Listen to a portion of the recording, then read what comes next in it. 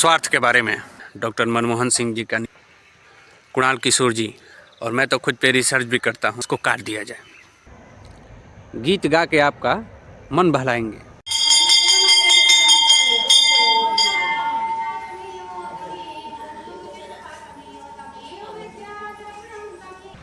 जय श्री राम। आप लोग मेरे पीछे सिवान जंक्शन को देख सकते हैं। आज मैं 4 बजे ही जग गया हूँ, क्योंकि मैं 9:30 बजे के करीब सो गया था और रात को मैं पकौड़ी खाया था। इसके वजह से मैं दौड़ूंगा, पूरा एक्सरसाइज भी करूंगा। और आज के टॉपिक में मैं आप सभी से बात करूंगा स्वार्थ के बारे में। बहुत ही इम्पोर्टेंट टॉपिक है और कल परसों 2-4 दिन के पीछे की घटनाओं के बारे में मैं ज़रूर चर्चा करना चाहूँगा। थोड़ा अंधेरा ख़त्म हो जाए और थोड़ा मैं एक्सरसाइज कर लूँ, ज़रूरी है। स्वागत है आप सभी का। तो दोस्तों, आज के वीडियो की शुरुआत किया जाए। आज वर्ष का 2024 का अंतिम सोमवार है, तो महादेव का दर्शन करना तो बनता है। और मैं जब गया तो मंदिर के बगल में 2 जगह देखा, एक पचमंदिरा में और फिर इमानुअल मोड़ के पास कि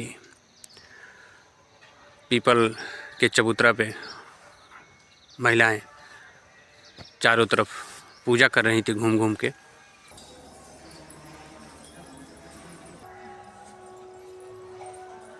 आप क्लिप में देख सकते हैं।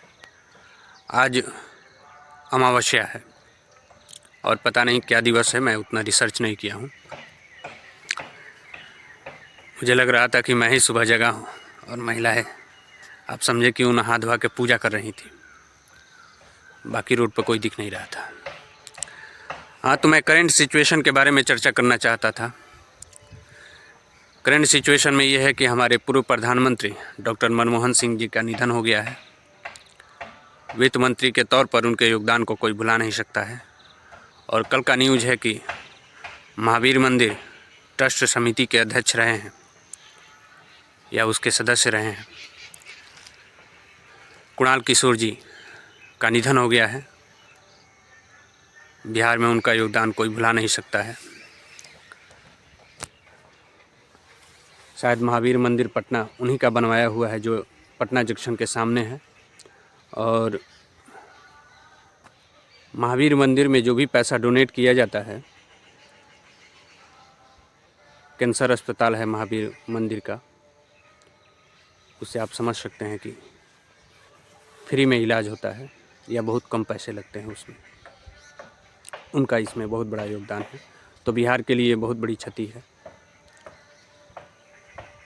मैं शुरू में बताया था कि स्वार्थ के बारे में मैं आपसे चर्चा करूंगा। देखिए, आप किसी के पास जाते हैं या कोई बात कहते हैं, जब तक उसका स्वार्थ आप में नहीं दिखेगा वो आपसे नहीं जुड़ेगा। ये मेरा व्यक्तिगत अनुभव भी है और मैं तो खुद पे रिसर्च भी करता हूँ। आपको बता देता हूँ कि कैसे रिसर्च किया जाएगा। जैसे मान लीजिए कि कैसे समझाऊँ। हाँ, मान लीजिए कि किसी व्यक्ति की पूरी उम्र है।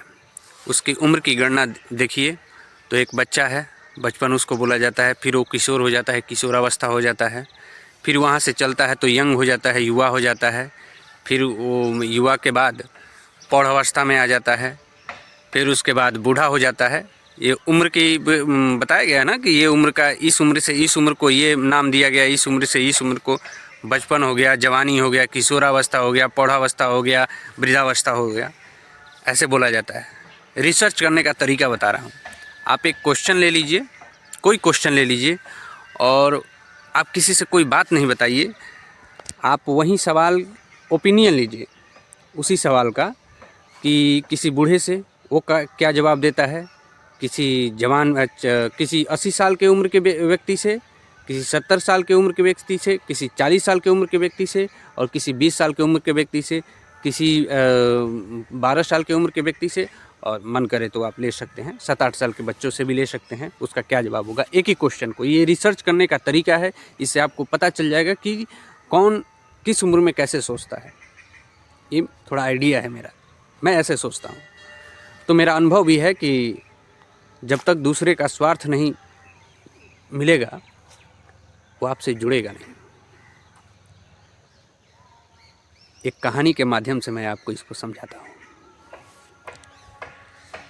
ये कहानी मैं कल ही पढ़ा था। कल के वीडियो में आपको बताया था कि मैं गांव गया था। गांव से आया तो मैं नहा धोवा के और पापा के बगल में बैठा था, धूप लग रहा था। तो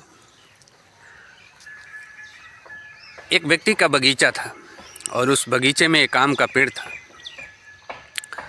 और उस पे फल नहीं लगता था। और उस पे केवल गौरैया रहती थी और टिड्डे रहते थे। उस व्यक्ति ने सोचा कि इस पेड़ का क्या महत्व है, इसको काट दिया जाए। उस पेड़ का क्या महत्व है, इसको काट दिया जाए। कहा कि ठीक है। गया, उस हथियार लिया, उसने अपना जो काटने वाला हथियार था कुल्हाड़ी, उसको लेकर गया और काटने लगा। तब तक गौरैया और टिड्डों को एकदम अचानक कौन काटने लगा, तो उससे आग्रह करने लगी कि इसको छोड़ दो। लेकिन वो माना नहीं, उन लोगों के बातों को इग्नोर कर दिया और काटना जारी रखा। उन्होंने बोला कि आप काटो नहीं, हम लोग गीत गा के आपका मन बहलाएंगे। जब आप थके रहेंगे तो हम लोग गीत गाकर आपका मन बहलाएंगे। लेकिन वो माना नहीं। लेकिन जैसे ही काट रहा था, ऊपर से मधुमक्खियाँ उसको काटने लगी। ऊपर से मधुमक्खियाँ काटने लगी, पेड़ हिलने लगा तो काटने लगी। अभी कुछ ये हुआ होगा। तो जब काटने लगी तो ऊपर देखा कि ऊपर तो एक मधुमक्खी का छाता है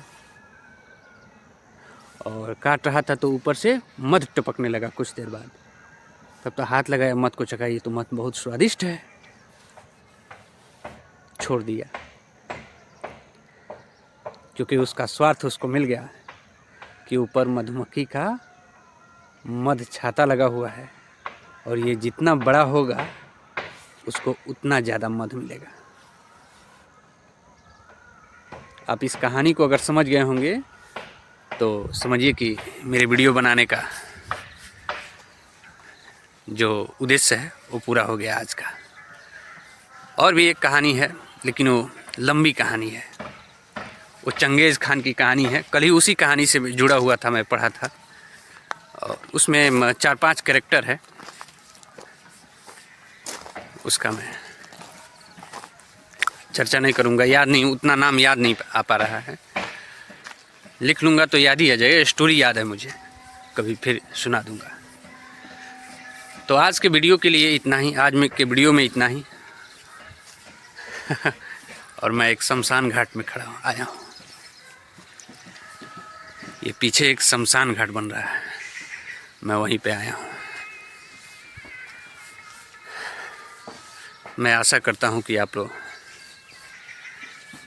स्वस्थ होंगे। नया साल आप लोगों के लिए कुछ नए उपलब्धि को दे, जिसमें आपका तो भला होगा ही, आपके परिवार का भी भला होगा और आपके परिवार के साथ समाज का भी भला होगा। गुड बाय, टेक केयर, नमस्कार।